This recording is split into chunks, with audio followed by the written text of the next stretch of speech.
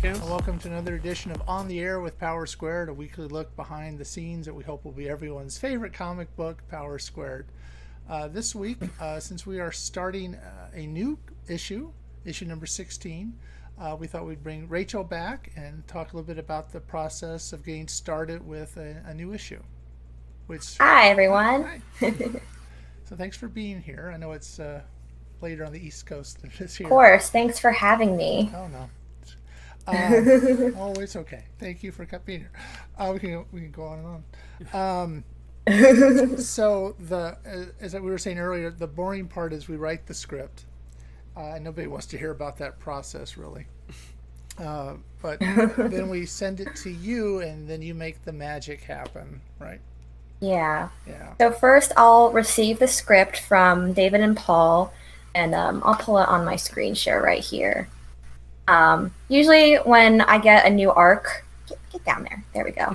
Usually when I get a new arc, I'll read through all of the scripts at once. I'll just sit down and read through it once, get an idea of what this whole story is, and I'll write notes about what kind of new characters I'm going to have to design. I might make some notes for individual panels, like what if I have this specific idea for a certain panel, like switching things around, because I think I said in the last process explanation that I like to switch panels around sometimes. That's just how I do. And usually, I'll do that. Honestly, it makes it better, so we're fine with that. Yeah, it's all about the creative process, you know? Yeah. Apologies if my cat makes noise. But yeah, so then once I'm ready to start the thumbnails, I'll just sit down. I have this special little thumbnail template that I like to work off of. I'll just open it to show you guys. Come on. Yeah. So I'll draw my thumbnail. I usually do, since there's 8 in a month that I make, 8 pages. Yeah. I'll work on a sheet of 8 thumbnails. So it'll be pages 1, 2, 3, 4, 5, 6, 7, 8. And I'll usually just start with the panel layouts. So usually what I'll do is I'll go through the page, determine how many panels there are in the page, and figure out this panel has a lot of stuff going on. It has a lot of dialogue, so I'll make it bigger. This one is kind of quick. I'll make it smaller. Then I'll go through and do that. And then it all turns into this.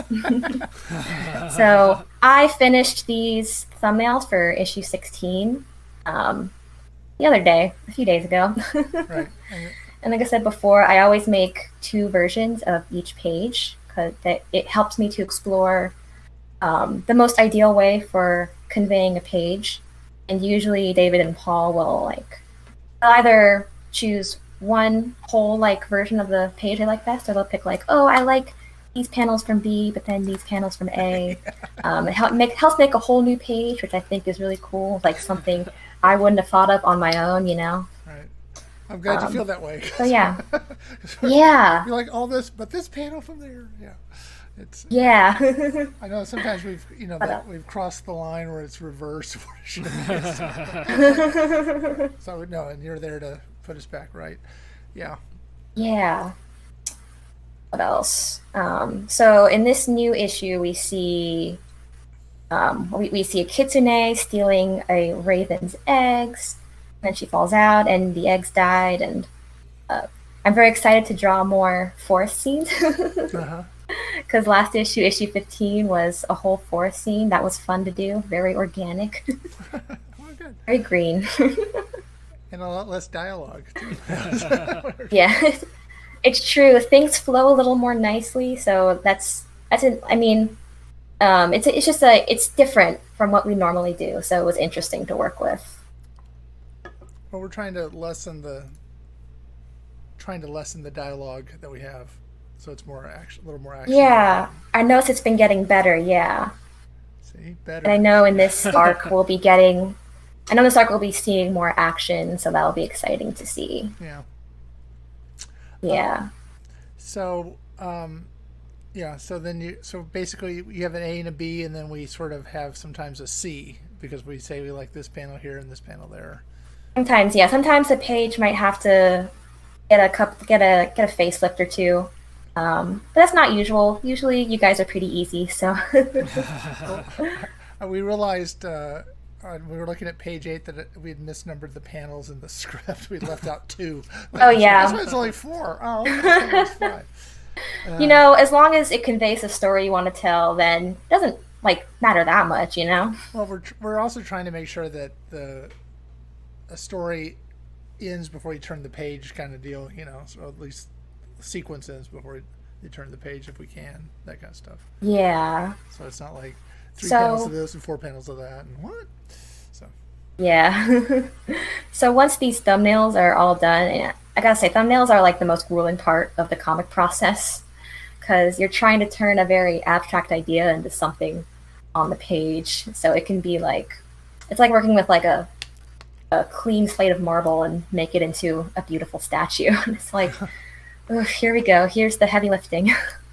Right. But once that's done, yeah, it gets smoother from there for sure. From there, I will usually take the thumbnails, like I have it here in this page 1. I'll size it up onto the page layout that I have here. I'll put in the gutters, the panel layout, the panel outlines, and I'll lower the opacity there, and from there, I'll do my pencils on top, just like that. Yeah. That's how that process. I have those all set up for now. And usually in between, on a new issue where there's new characters that are needed, I will, between thumbnails and pencils, I'll start on the character designs, which is what I did here. We have 2 new antagonists, I suppose. Yeah. We got Billy, we have Raven. So if anybody has, of course, they've read the first issue, Billy is a passing character in the first issue, as an example of somebody with the Viribus compound. Yeah. Yeah, it's very sneaky how he's in there. Yeah, and so only real fans of Power Square will remember Billy. which is everybody watching. Obviously. Yeah. Billy was a passing character, and we wanted to sort of again lay the groundwork to bring him back at some point in the future, and then Raven was just I don't really know exactly where the idea for her came from, but originally she was going to be the other yokai that another yokai character, and then we kind of have since then written other, we did that whole issue last time and stuff that had more yokai in it. Yeah. So, but anyway, and then it was just the idea would be that sort of like how the boys have Mocha, Billy would have Raven, and just sort of write a story that would kind of tie them all together. Yeah, they're partners in crime. Yeah, basically, but they're kind of in the same, same situation as the boys are, in a way. So yeah. Can I talk about the characters, like who they are? If you want to. So, Raven is a Yatagarasu, so a 3-legged crow, and yeah, she's like Mocha. She can turn into a crow, and she's super cool and rad. And Billy has the Viribus compound, which gives him super strength. Excuse me. So with characters, I always try to, I always try to take cues from the scripts, like how the character is described. So I knew he was, he's a trucker, so I tried to give him sort of a trucker build, and at the same time make him sort of strong and buff. Yeah. So in character designs, I'll make something. Usually at first I'll draw the first thing that comes to my mind. So this image here is the first thing that came to my mind. And then I'll do some explorations of the finer details, like his face shape, his hairstyle, color schemes. If I'm getting more into character design, I might do different body shapes, different fashion styles, shapes of other things, but it doesn't have to be necessarily very in-depth. Yeah, so with Billy, I know we described him in the script as just wearing a T-shirt, but then we've decided that maybe he should be having a flannel shirt on. Yeah. So we've changed. Yeah. I've already showed these to David and Paul, and they I'll implement changes eventually. Yeah. Soon. Yeah. So the idea was, and I know that it helps sometimes to see it visually to go, oh, that's not working right, or that should be this, or now that I see it, he should be wearing that. So it kind of develops that way. Yeah, Mocha was Raven is supposed to be kind of as you described her, kind of hip and attractive, I guess. And Yeah, I think the word voluptuous was used to describe her. So this is, it's the first thing I thought of. And I explored different like facial shapes and hairstyles. Personally, I'm a fan of B here. She kind of looks like Disney Channel chic.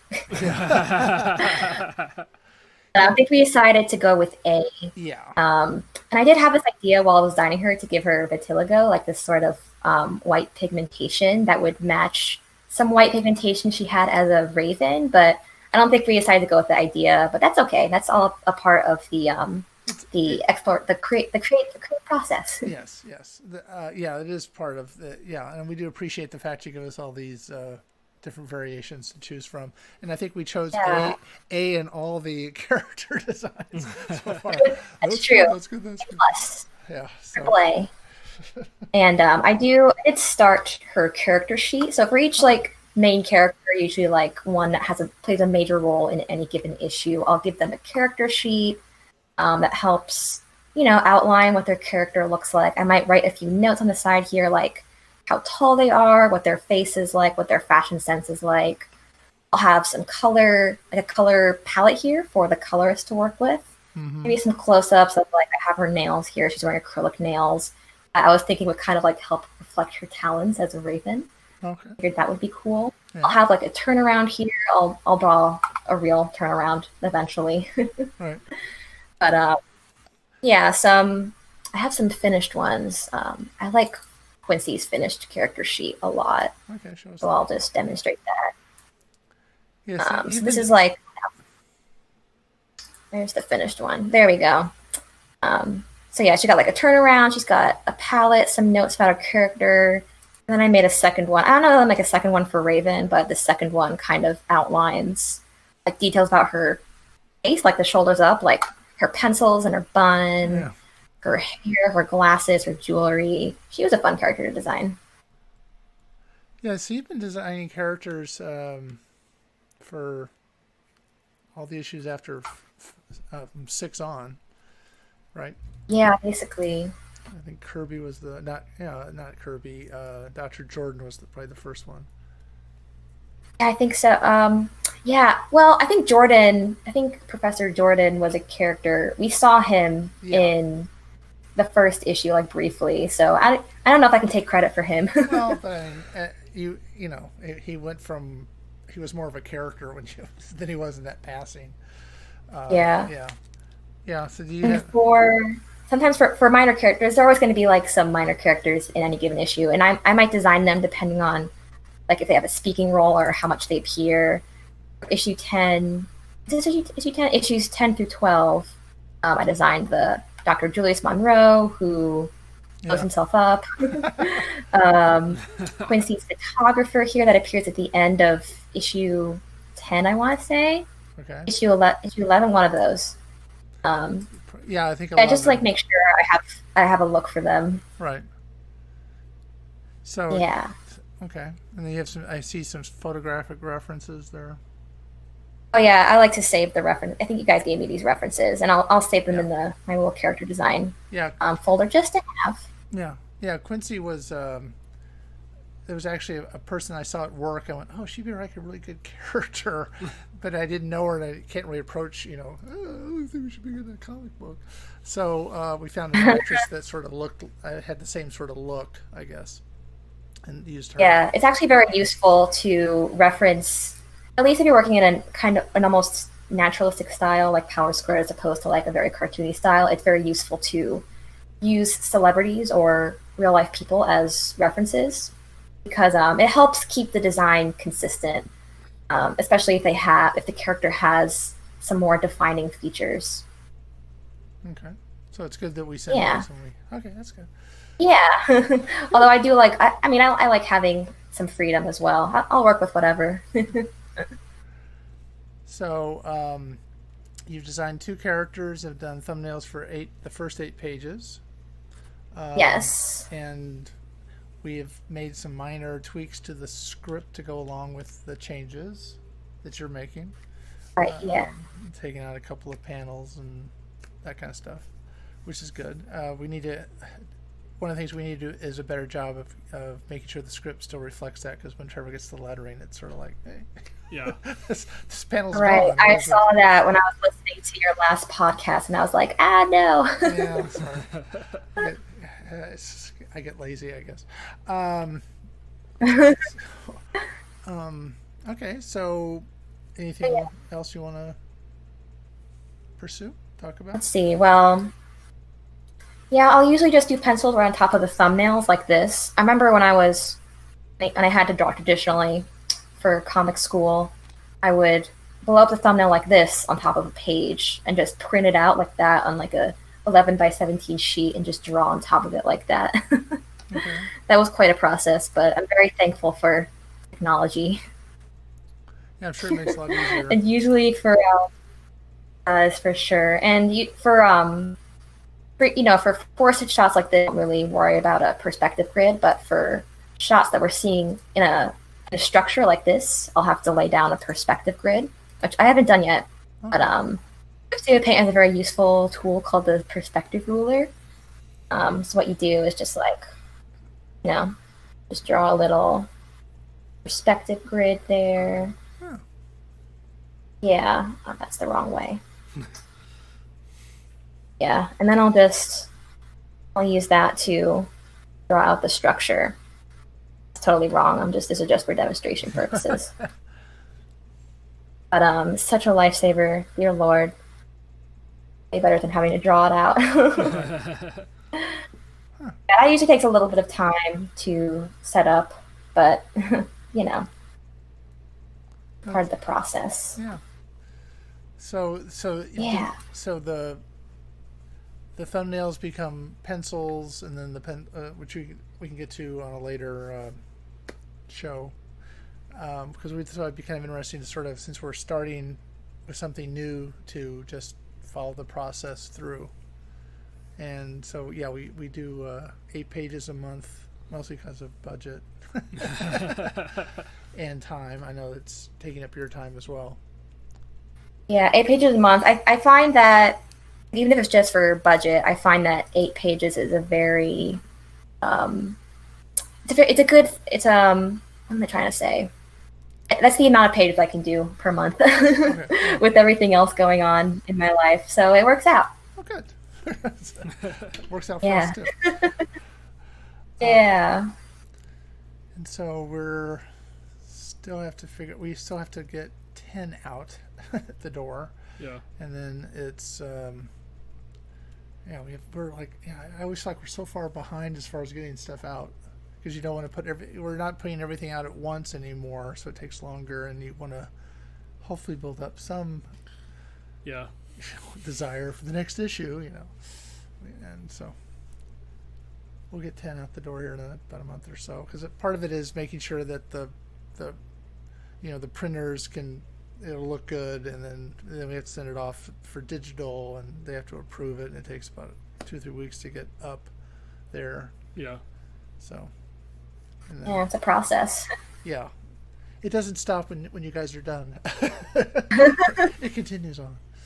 All right, so I don't want to take up too much more of your time. I appreciate you taking time on a Friday night to hang out with us. Oh, of course. And we'll probably be back at you in a few weeks to see how things, follow the process. Yeah. Yeah. If that's okay. Yeah, of course. All right. Anything else you want to mention? I guess there's a comment in my head that I kind of wanted to get out because I pulled this up. Okay. It's I just wanted to say it's kind of funny that we sort of decided that Raven's primary color was purple, because in Yu-Gi-Oh! The card Yatagarasu has a purple color scheme. Oh, wow, that's cool. Yeah, I mean, I know you guys said that the idea of her Yatagarasu feathers would be black with a sort of purple sheen to them, which is going to be really cool. Yeah. So that was the idea behind her purple color scheme. I figured it would be cool to make her like give her like sort of a gothic color scheme with the purple and maybe some black in there. And I also wanted to give her like a little pop of yellow in there since it's a nice complementary color. Yeah. Yeah, she seems more. It's almost the opposite of Quincy because Quincy has like a primarily yellow color scheme with some purple splashed in there. Purple's really important in this. Well, I like to say, like, in Nintendo games and, like, Disney movies, they often use purple for the antagonist side, like, in the color scheme, like, the character design. Since I would say, like, it's evil when it's purple. Yeah. I like purple, but, Yeah, because I guess in some ways Raven is much more, like, Mocha is very, covered up and yeah, wears a pantsuit all the time. We have to do something to eventually have her maybe change up a little bit. But yeah, she's very sort of a foil on her character. Yeah, no, I think it's good that there's another, yokai that she can deal with. Yeah. And it's all part of the overall scheme that there's this, war going on between yokai and the boys are just sort of thrust into it. That's why why she gave I know, I believe like foxes and crows or ravens are often seen together in folklore around the world, really. Probably, I assume in Japan. But, like they're always seen causing mischief, either against each other or with each other. Well, then we're right in sync. That was a happy coincidence. Yeah. It's kind of funny in a way how when we've decided certain things about different like yokai, we've ended up being accidentally super accurate. Like the whole like Mocha being able to shapeshift. When we looked up Kitsune. And, well, the powers of shapeshifting, so we're like, oh my god! Yeah. It's been very organic. Happy accident. Yeah, it's been very organic how the things have kind of come together. Yeah. So. Yeah. Very pleased. I also remembered that this issue 16, it will be my 10th issue on Power Squared, right? Which is super exciting. I think technically issue 15 probably would have been 10, but this marks 10 issues. Okay. That's exciting. Yeah, well, I'm glad you're excited about it. Yeah, so you've been with us. The only person longer with us is Trevor. That's true. Yeah, can't beat that. He's kind of a captain, so he can't escape, but everybody else can come and go. No, but it's good to have it's really nice to have sort of a continuity in the look. Yeah, it's been really important for us. Yeah. So we do appreciate your sticking with us through thick and thin. I like to think the style. I mean, I'll look back on my old pages, and the style has kind of evolved a lot. Not necessarily intentional. I always try to make the art look better as my own skill and speed improves. But as a result, the style has kind of evolved in a funny way. But I like to think for the better. Yeah, I like to think that every issue gets better, from the writing and everything. Kind of just seems like it gets, Yeah. Because you don't want to feel like, oh, we peaked, issue 10 was as good as it's gonna get. We're just, back it up, guys. Yeah. This is the best we're gonna get. Yeah. So I'd like to think that we're trying to make the stories bigger and, Yeah. And I think I liked the story arc 10 through 12 because we actually got some really action going finally, and then I like the idea of showing how the boys met her and how that kind of works into the storyline, and then I know we want to talk more about sort of this battle with yokai, so it was good to have bring in Raven. Yeah. So it all kind of worked out. Yeah. And was a really cool arc. Like it was one of the arcs I was reading through. It was like, ooh, it's getting juicy. Get my popcorn. And this new arc, 16 through 18, is also very good. I probably shouldn't spoil it, but it has a very nice ending. And I like these two characters too. I like their dynamic. Yeah, I thought it was kind of. I like the idea that they're, kind of together, but there's not you don't rate. You know what I mean? Yeah. It's a mentor student kind of relationship. And they're sort of like drawn together by conflict. Yeah. No, I was really, as a writer on it, I was really pleased with the kind of the backstory. I thought that was pretty good. How they kind of got together and stuff. So. I like the idea of Raven just kind of hanging out in Billy's truck as he's trucking along. I still like the idea of punctuality is one of his powers. I'm never late. He's a trucker. I can't never be late. I think that's also my power. I'm working on super strength. I'll get there. Yeah. That's hard, Yeah. Having super strength. Punctuality. I was thinking, part of Billy's story is that he got his super strength at the age of 8. Would you even build muscles at that point? Would you have big muscles, or would you just be normal? I think he just sort of, it's sort of like some people have adrenaline and they're able to lift something really heavy, and that's kind of what, he wouldn't have big muscles. He would just be a normal kid and suddenly he could do this major thing. Yeah. Just want to imagine an 8-year-old with like really buff arms. No, he's just a typical kid. He just, and because Raven, we give away the story, but he has those powers and he uses them for good. Save his mom. Yeah. Give you a little tear. All right. Well, I really appreciate you being on the show. Of course. So we'll be back in touch. Obviously, we'll be talking during the week or the weeks ahead anyway about the book. This is coming along. Yeah. All right. So until next time, I'm David Hankins. I'm Paul Hankins. And this has been On the Air with Power Squared. Bye. Night, everyone.